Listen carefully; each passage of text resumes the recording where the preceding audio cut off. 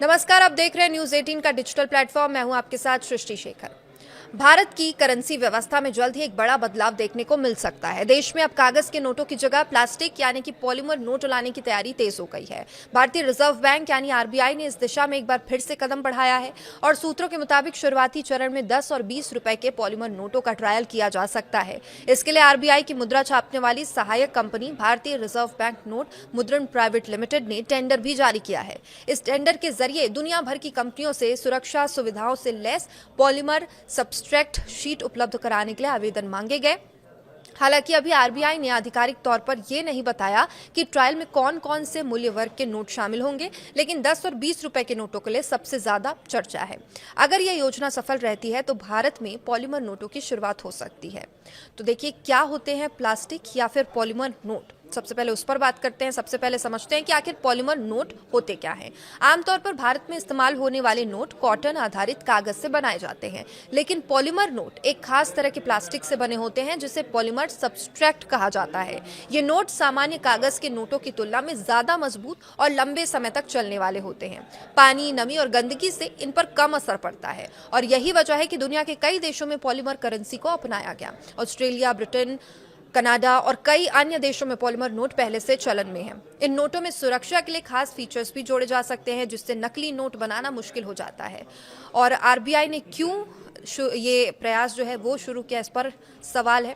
अब सवाल ये कि भारत को प्लास्टिक नोटों की जरूरत क्यों महसूस हो रही है, और इसका सबसे बड़ा कारण है नोटों की उम्र। भारत में 10 और 20 रुपए के नोट सबसे ज्यादा इस्तेमाल किए जाते हैं। ये नोट रोजमर्रा के लेन देन में बड़ी संख्या में इस्तेमाल होते हैं। बार बार हाथ में आने, मुड़ने, फटने, खराब होने के कारण इन नोटों को जल्दी बदलना पड़ता है। हर साल बड़ी संख्या में पुराने और खराब नोटों को वापस लेकर नष्ट करना पड़ता है और इससे सरकार और रिजर्व बैंक पर अतिरिक्त खर्च का भार आता है। वित्त वर्ष 2024-25 में भारत ने नोटों की छपाई पर हजारों करोड़ रुपए खर्च किए थे और वही बड़ी संख्या में खराब नोटों को सिस्टम से हटाना भी पड़ा था। ऐसे में पॉलीमर नोटों को लंबे समय तक चलने वाले विकल्प के रूप में देखा जा रहा है। तो ये पहली बार नहीं है जब भारत में प्लास्टिक नोट लाने की कोशिश की जा रही है। भारत ने पहली बार 2010 के आसपास पॉलीमर नोटों पर विचार करना शुरू किया था। इसके बाद 2013-14 तक इस दिशा में काम भी किया गया, लेकिन कई कारणों की वजह से ये योजना आगे नहीं बढ़ पाई थी।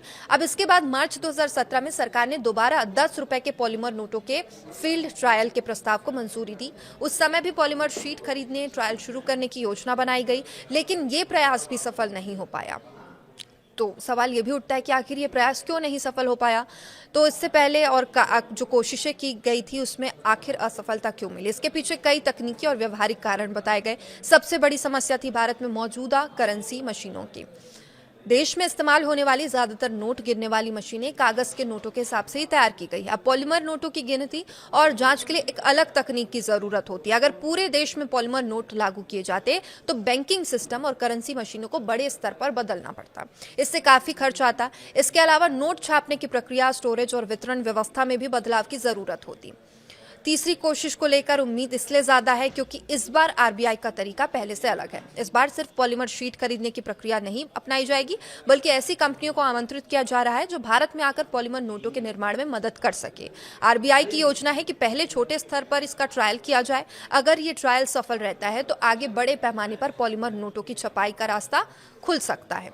अब आरबीआई का टेंडर और आगे की प्रक्रिया देखते हैं। तो आरबीआई ने पॉलीमर नोटों के लिए जो टेंडर जारी किया है उसमें वैश्विक कंपनियों को भाग लेने के लिए आमंत्रित किया गया है। रिपोर्ट की माने तो टेंडर जमा करने की अंतिम तारीख 18 अगस्त तय की गई है और फिलहाल ये खरीद प्रक्रिया केवल शुरुआती जरूरतों और पायलट प्रोजेक्ट के लिए है। अगर फील्ड टेस्ट सफल होते हैं तो भविष्य में ज्यादा मूल्य वर्ग के नोटों के लिए भी बड़े ऑर्डर दिए जा सकते हैं।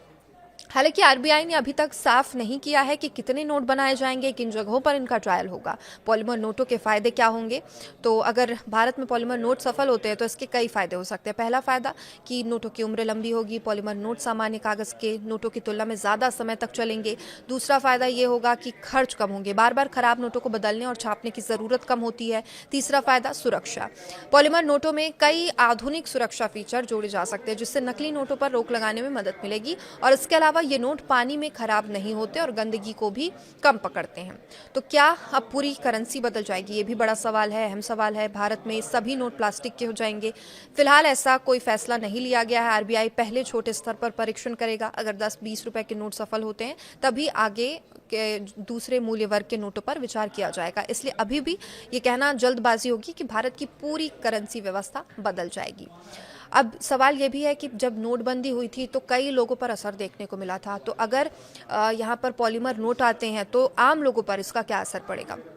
अगर पॉलीमर नोट बाजार में आते हैं तो आम लोगों के लिए ये बदलाव धीरे धीरे किया जाएगा। लोगों को नए नोटों की पहचान, इस्तेमाल, सुरक्षा फीचर्स के बारे में पहले जानकारी दी जाएगी। शुरुआत में पुराने और नए नोटों दोनों को ही बाजार में रखा जा सकता है। समय के साथ खराब पुराने नोटों को हटाया जा सकता है।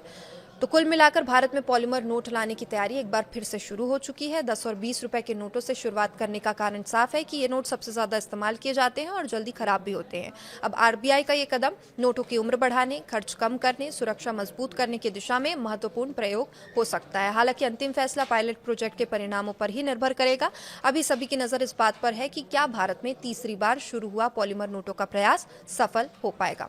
फिलहाल इस खबर में इतना ही। ऐसे ही बड़ी खबरों के लिए जुड़े रहिए न्यूज़ 18 मध्य प्रदेश छत्तीसगढ़ के साथ। नमस्कार।